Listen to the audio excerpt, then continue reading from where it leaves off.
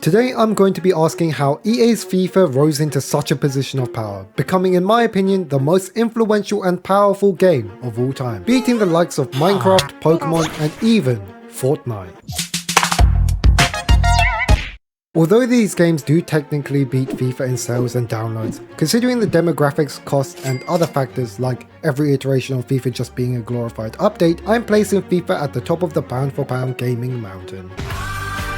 So with that said, how did FIFA become the most powerful game of all time? The short and easy answer is to just look at FIFA at its core. What is it? Well, it's merely a football game, or as some people call it, soccer.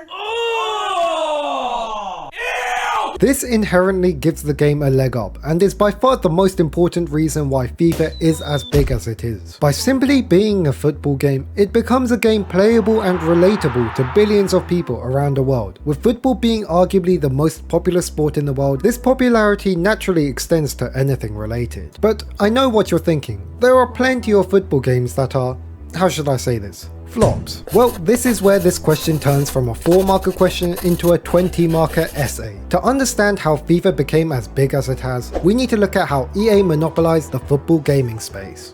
FIFA in its infancy, an exciting youth prospect. EA originally partnered up with the Football Association FIFA, not to be confused with the game, in 1993, developing the first of the FIFA titles, FIFA International Soccer.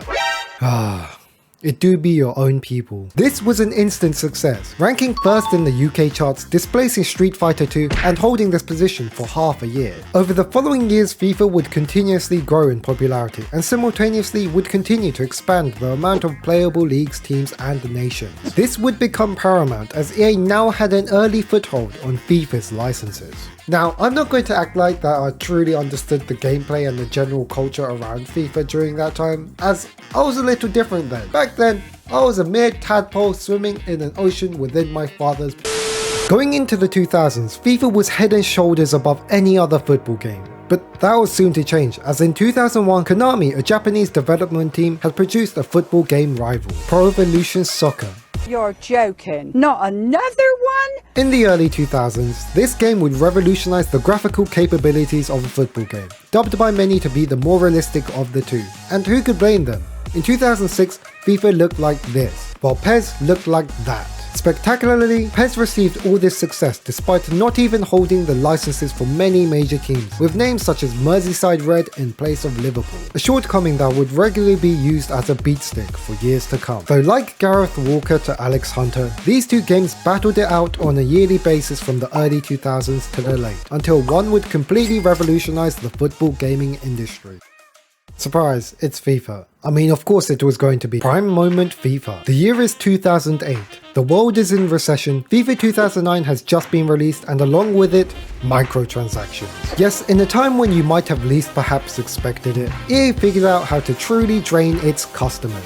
No, actually, that seems quite on character. EA do love exploiting that. Take the already well-established career mode, sprinkle on some online play, and douse it with gambling, and voila, you have Ultimate Team. This was an absolute game changer for FIFA. Not only did it create a new revenue stream for EA, but it was fun. The thrill of packing a good player to then use and annihilate a real person was amazing. On top of that, FIFA at this time was utilizing the card style. To young viewers, this might not seem like a big deal, but back then, card games and collecting cards was a massive ordeal. From Yu-Gi-Oh to Pokemon to Match Attacks, everyone was trading and collecting cards. To paint a picture, this was effectively the early dick measuring contest. I mean, Match Attacks didn't even have a way to play, that I know of. And Pokemon, no one played the actual card game, everyone simply just collected them. So much so to the point that rare cards nowadays are valued in the tens of thousands. And Ultimate Team took this concept, gave the cards purpose and competition, bring up the perfect game mode in the process. While we're on the topic of collecting, I'd appreciate it if you could collect me as a creator, storing me in your sub box, and in return I'll collect you as one of these amazing and rare subscribers. Shameless promoting aside,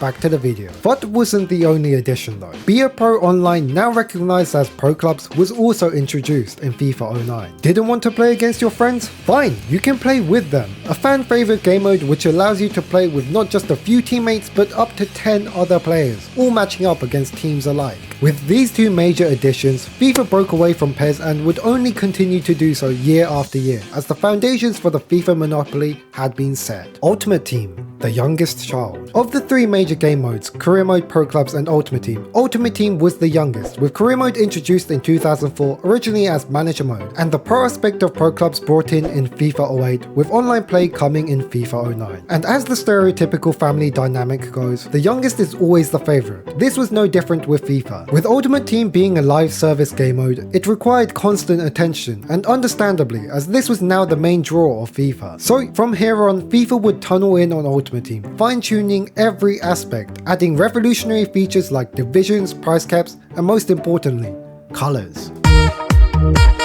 All things we take for granted today. Okay, on a serious note, whilst FIFA didn't make many large changes to the series, the live service nature of Ultimate Team and the replayability of Career Mode meant that there was always a ready supply of content. Speaking of content, the rise of content creators. Many people regard the best period of FIFA to range from FIFA 12 to around FIFA 16. Similarly, this was the time when YouTube was rapidly growing, eventually breaking into the mainstream media. But along with YouTube came the YouTubers, and in the FIFA YouTube community, there was KSI, not only a dominant figure in the FIFA community, but also UK YouTube as a whole. Beneath him were then smaller creators, to name but a few: Nepenthes, Calfreezy, Bateson, Castro, AA9 Skills, and many of the sidemen before they became the sidemen. And during this time period, the online world as a whole blew up, with gaming being arguably the biggest beneficiary. FIFA, and more specifically Ultimate Team, had a symbiotic relationship with these creators. As one group grew, so did the other. Whether this was driven by the success of FIFA or the creators is up for debate, but it can be seen that once the sidemen had been established and its members moved away from FIFA YouTube, so did some of the success of FIFA, as it could be said that this period was when FIFA was at the peak of its powers. While EA and FIFA have generally grown since then, considering the huge growth in gaming as a whole and the monopoly that FIFA has on football gaming, the growth EA have received is far less than spectacular. To put it frankly, if you want to play a football game, you kind of have to play FIFA. While there are alternatives like Football Manager and PES, none of them come close in offering the same player base and quality as FIFA. So that is how FIFA became the most powerful and influential game of all time. But as all things go, what goes up must come down. So stay tuned for my next video, as I'll be covering the downfall of FIFA. And if you want to watch more videos like that or the next video to this series, check out my second channel, KooKenjiClips.